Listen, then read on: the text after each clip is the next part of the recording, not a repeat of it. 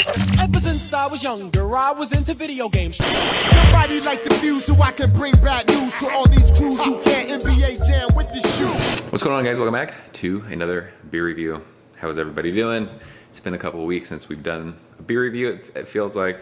But I got a beer mail package from my man Dave, and I figured I would do a review. First beer mail package of 2018, and only the second beer review of 2018. But he sent some cool beers. One of them was from Magnify, and everything that he sent last year that I had from Magnify I really liked, and this one seemed really interesting to me because I've had IPAs from them, double IPAs. I had a triple IPA, and I think I even had like a quad IPA that they did, but I've never had any pale ale. So he sent one, and it's called Low Visibility, and it is double dry hopped with Rakau hops, I think is how you say that. And the cool part about this beer being a pale ale, it's 4.8%. If you guys have followed my channel, you guys know I am a big fan of low ABV beers. I really enjoy session beers, especially when they're done well. I grew up drinking piss water beer that, I mean, typically is what, between like 3 and 3.5%. So I have a really soft spot in my heart for session beers. I'm a big fan of the Eureka beers that Treehouse does. I like all of the different colored hop beers that Monkish has done. They did green hop, red hop. Those were all lower ABV pale ales. I'm a big fan of like Modern Times' Fortune Islands. That's like a 5-something beer. I love low ABV beers. I really do. So I'm excited to check this one out. This was canned on January 10th. So today is the 19th. It is 9 days old. So let's get into this one. I don't know the other hops in this beer. I didn't look it up. I know a lot of people, and just cracking that, I can smell it, which is awesome. I know a lot of people, session beers aren't their jam, but I really enjoy them. So we're using our Magnify proper glassware because, as we know, beer tastes better out of proper glassware, and that pours haze for days. Hopefully the microphone is better today. I don't know what happened during that last review that we did, the Ghost in the Machine, which, by the way, I feel like a lot of people really like that beer. It was fun talking to all you guys that watched the Ghost in the Machine review. So let's check this one out. It looks like pineapple juice. It is, look at that. I mean, it looks exactly like the Eureka beers do.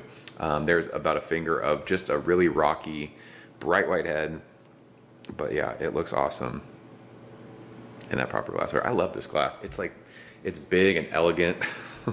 It looks really cool. So let's go ahead and shove our fat nose in this one. This has that like bubblegummy thing, that kind of yeasty bubblegummy thing that I get a lot from New England style. I mean, I don't know if it's the actual yeast that they use, but it's got that. It is the best way to describe it. It's like that. When I was a kid, like when you used to open like packs of baseball cards and there was that bubble gum in it that had like that powder, it was like that sugar powder on it. That's what that smells like. It's super fruity. It's really like sweet fruits, sweet tropical fruits. It's funny, like I really haven't been drinking. I've been drinking this year. We're 3 weeks into January. Smelling a beer like this is very aromatic, but again, I haven't really been smelling beers lately. It's like overripe, like pineapple, like think sweet fruits, like really ripe pineapples. There's like a peachy thing in there. There's actually a good amount of like dankness. It's like dank green herbs. There's even like a little bit of like blueberry thing going on. It's just, think of sweet berries. I'm telling you, for 4.8%, this smells killer. So I am excited to taste it. I'm salivating. Dave, cheers. Thank you, sir.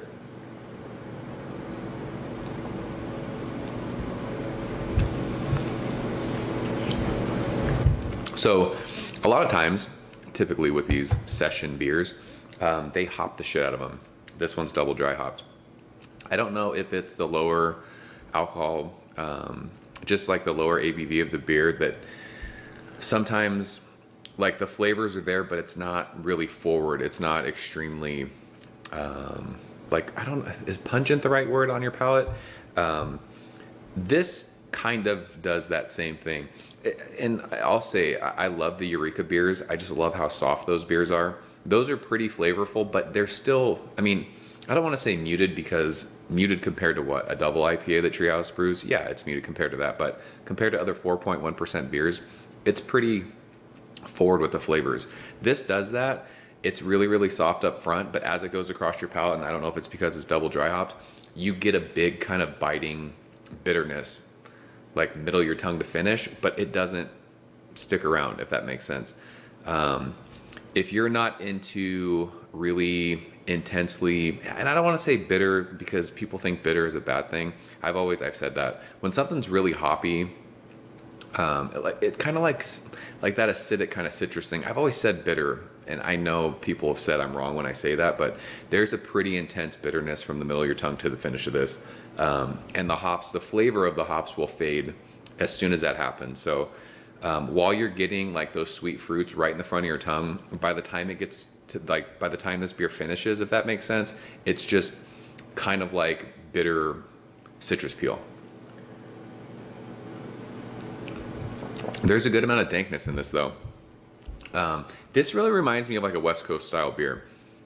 The mouthfeel is there. It's not full by any means, but again, it's a 4.8% beer. I'm trying to like describe this as best as I can.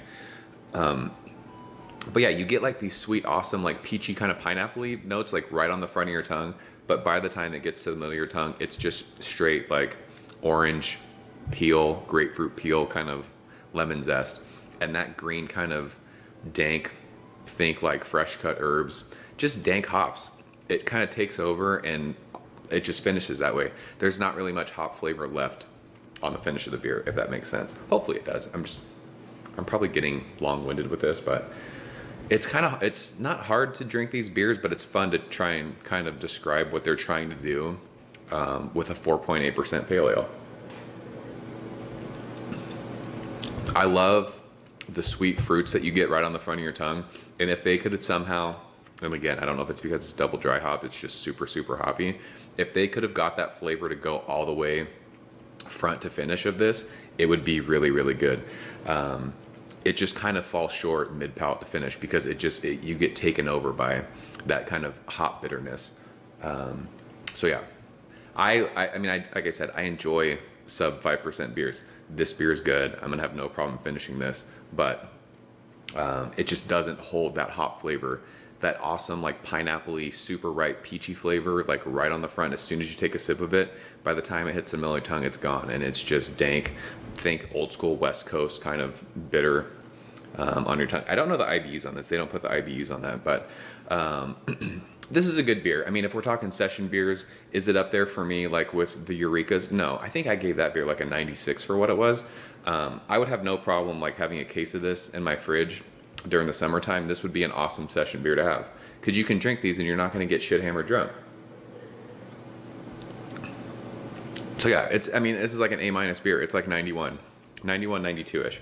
Really, really good. If they could somehow get that flavor, because it's an awesome, intensely overripe, peachy pineapple flavor right on the front. If they could get that somehow all the way across, like through the finish of the beer, and let that kind of mesh with that bitterness that it offers, it would be fantastic. But yeah, I'm gonna go 91. It's awesome stuff. So Dave, I appreciate it. I love trying these Magnify beers. So that's low visibility. If you guys have had it, leave a comment below. Let me know what you think. If you've had any other Magnify beers, let me know what you think. I kind of feel like people are sort of mixed opinion on Magnify. I've enjoyed everything that I've had from them. They're a solid brewery. So yeah, that's it. I'm out of here. As always, thank you so much for watching. I'll see you very soon. Cheers. Ever since I was younger, I was into video games. Somebody like the fuse so I can bring bad news to all these crews who can't